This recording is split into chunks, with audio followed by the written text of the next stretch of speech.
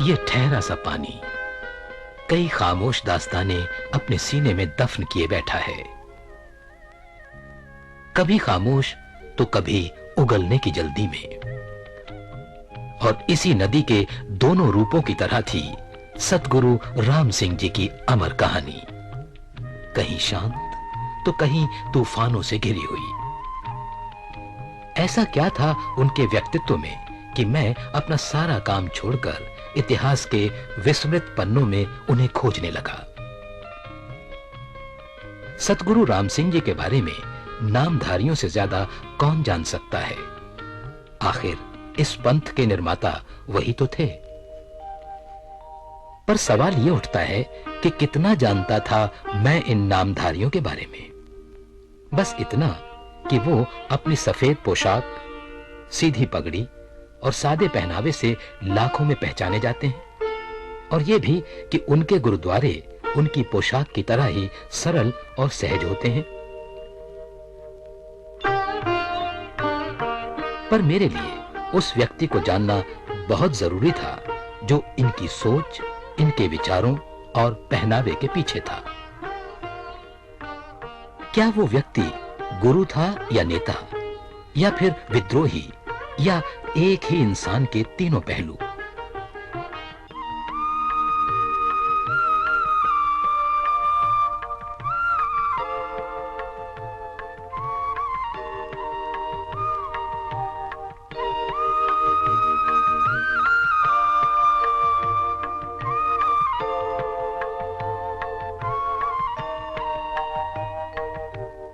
बहुत जद्दोजहद और मशक्कत के बाद आखिर मैंने सतगुरु राम सिंह जी का पुश्तैनी मकान ढूंढ ही निकाला।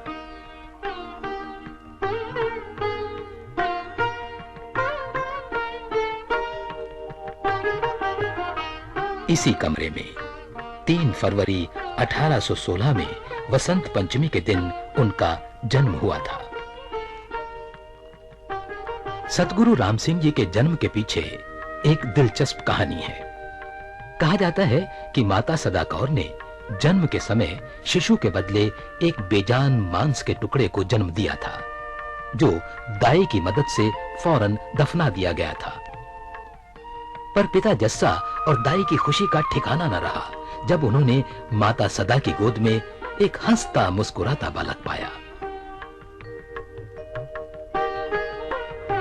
यही बालक आगे चलकर सतगुरु राम सिंह जी के नाम से जाना गया।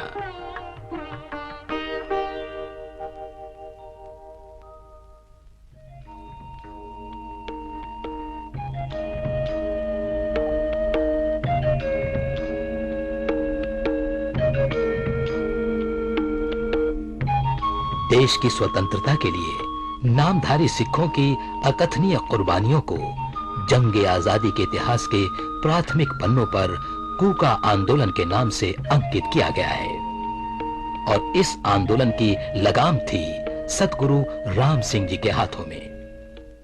श्री सतगुरु राम सिंह जी ने कूका आंदोलन 12 अप्रैल 1857 ईस्वी को बैसाखी वाले दिन श्री बैनी साहब से शुरू किया। नाम की मस्ती में लीन रहने के कारण सतगुरु जी के अनुयायियों को नामधारी एवं स्वतंत्रता के लिए पुकार करने के कारण इन्हें कूका कहा जाने लगा। इतिहास में कूका आंदोलन के नाम से ही सतगुरु जी का आंदोलन प्रसिद्ध है।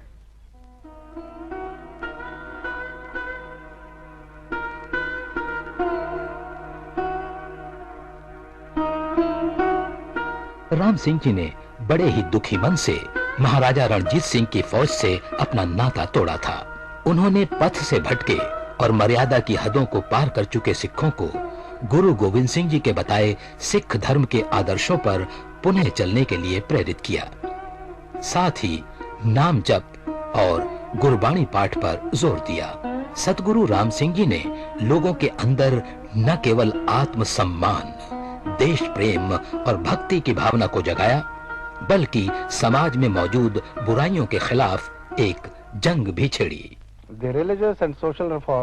लेखक संत सिंह जी के अनुसार सतगुरु राम सिंह जी के धार्मिक और सामाजिक सुधार आम जनता के लिए धार्मिक नेताओं के चंगुल से निकलने की बुनियाद बन गए।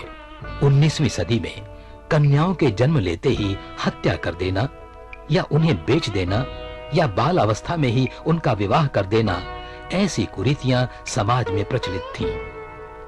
इन सब का ताल्लुक विवाह में होने वाले असहनीय खर्च से था।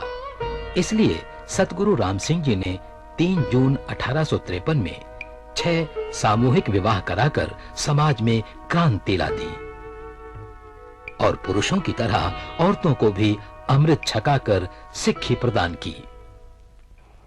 The marriage ceremony started by Sadhguru Ram Singh Ji was the cheapest in the world.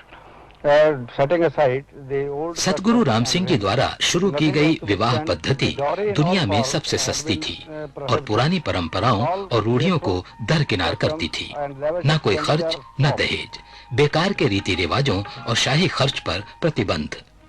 सतगुरु राम सिंह जी की बढ़ती लोकप्रियता से अंग्रेज चौकन्ना हो गए। उन्हें एहसास हो गया कि नामधारी पंथ केवल एक धार्मिक समूह नहीं, बल्कि सामाजिक और राजनैतिक इरादे पालने वाला वो तूफान है जिसको अगर फौरन न कुचला गया तो वो खतरनाक रूप ले सकता था। इसी संभावना के तहत 3 जुलाई 1863 को सतगुरु राम सिंह जी को भैणी साहब में नजरबंद कर दिया गया। अंग्रेजों ने भारत को गुलाम बनाने के लिए पाड़ो और राज करो की नीति पर आधार लिया। उन्होंने धर्म के चिन्ह पर और इकोनॉमी के चिन्ह पर लोगों को लड़ाया और गौ को अपना पक्ष बनाया। सतगुरु राम सिंह जी ने अंग्रेजों की पॉलिसी को समझा और उन्होंने अपना केंद्र बिंदु बनाया गौ और गरीब। श्री सतगुरु राम सिंह जी ने अंग्रेजों से आजादी पाने के लिए संगठित होकर लड़ने की नीति का प्रचार किया। इसलिए जब धर्म के नाम पर लोगों को लड़ाने तथा पराधीनता का एहसास दिलाने के लिए अंग्रेजों ने पंजाब में जगह जगह गाय के वध के लिए बूचड़खाने खोले तो नामधारी सिखों ने उसका प्रचंड विरोध किया। गौ भारत का धर्म चिन्ह है। भारत की संस्कृति में गौ को माता के समान पूजा जाता है। दूसरा, भारत कृषि प्रधान देश था और कृषि प्रधान देश में पशुधन की बहुत महत्व था। अंग्रेज एक तरफ तो ये चाहता था कि भारत को आर्थिक तौर से कमजोर किया जाए और दूसरा, धर्म के नाम पर लोगों को आपस में लड़ाया जाए। हिंदू, मुसलमानों और सिखों को आपस में लड़ाने के लिए उसने भारत के अलग अलग शहरों में बूचड़खाने खोले। थोड़े ही समय में लाखों की संख्या में लोग नामधारी बन गए। वो निर्भय होकर अंग्रेजों के विरुद्ध जोर जोर से चिल्लाने लगे, यानी कूके मारने लगे। इससे इतिहास में वो कूका के नाम से प्रसिद्ध हो गए। सिख धर्म नामधारी सिखों द्वारा जैसे समझा और बताया जाता है, अलग परंपरा है और सिख समाज द्वारा समझा और बताया गया सिख धर्म अलग परंपरा। Understood and propagated by the Singhs by different traditions.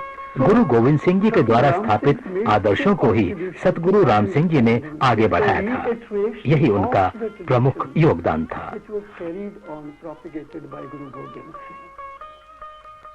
Shri सतगुरु राम सिंह जी ने अंग्रेजी साम्राज्य के खिलाफ पंजाब में शांतिपूर्ण ढंग से असहयोग आंदोलन शुरू किया।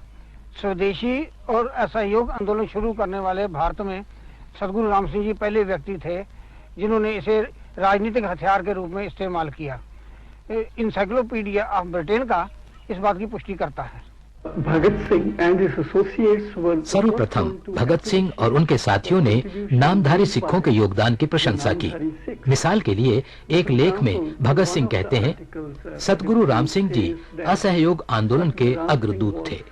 भारत में स्वदेशी आंदोलन के भी अग्रदूत वही थे। सबसे पहले उन्होंने ही इस आंदोलन का सूत्रपात किया, जिसे आगे चलकर महात्मा गांधी और अन्यों ने अपनाया। and it was picked up subsequently by Mahatma Gandhi and others.